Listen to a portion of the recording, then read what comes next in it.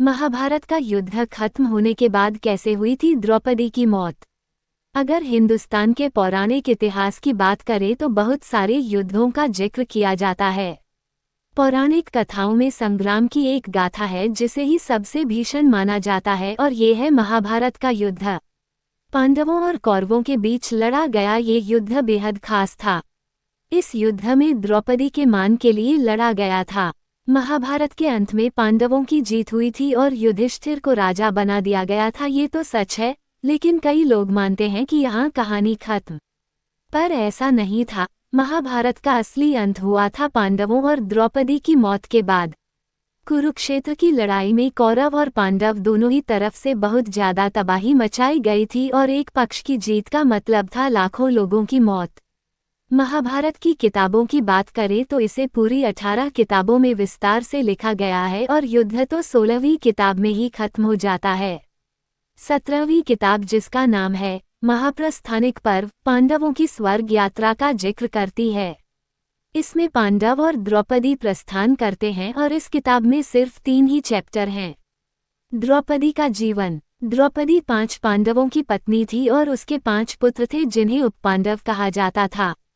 महाभारत के अनुसार द्रौपदी का जन्म राजा द्रुपद के अहंकार के कारण हुआ था। राजा द्रुपद को अर्जुन से बदला लेना था।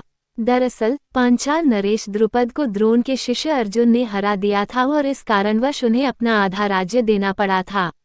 द्रोण से बदला लेने के लिए द्रुपद ने एक यज्ञ किया जिसे पुत्र कामाक्षी यज्ञ कहा जाता था, जिससे एक पुत्र की प्राप्ति होनी थी।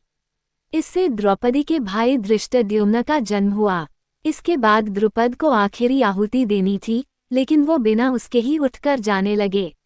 ऐसे में साधुओं और ऋषियों के कहने पर उन्होंने आहुति तो दी, लेकिन अहंकार वश देवताओं से एक ऐसी पुत्री की मांग की जो रूप, रंग और गुण में संपूर्ण है, लेकिन उसे जिंदगी भर का दुख मिले। इसके बाद जन्म हुआ था द्रौपदी का। द्रौपदी द्रुपद की बेटी और अर्जुन और पांडवों की पत्नी होने के बाद भी अपने जीवन के हर पक्ष में दुख भोगती रही थीं। द्रौपदी किसका अवतार थी? द्रौपदी पूर्वजन्म में मुद्गल ऋषि की पत्नी थी। उनका नाम मुद्गलनी था। उनके पति की मृत्यु अल्पायु में हो गई थी और इसके बाद उन्होंने शिव की तपस्या शुरू की। शिव जी ने उनसे प्रसन्न होकर एक वरदान मांगने को कहा तो उन्होंने 5 बार शिव से कहा कि उन्हें सर्वगुण संपन्न पति चाहिए। इसके बाद अगले जन्म में उन्हें 5 पांडव मिले जो सर्वगुण संपन्न थे। कैसे हुई थी द्रौपदी की मौत? द्रौपदी की मौत कुरुक्षेत्र के युद्ध के बाद हुई थी। युद्ध में द्रौपदी के सभी पुत्र मारे गए थे और जीवन के अंतिम काल तक द्रौपदी ने पांडवों का साथ नहीं छोड़ा और फिर शुरू की अंतिम यात्रा। युधिष्ठिर ने अपना सिंहासन छोड़कर राजा परीक्षित को हस्तिनापुर का राजा बना दिया था।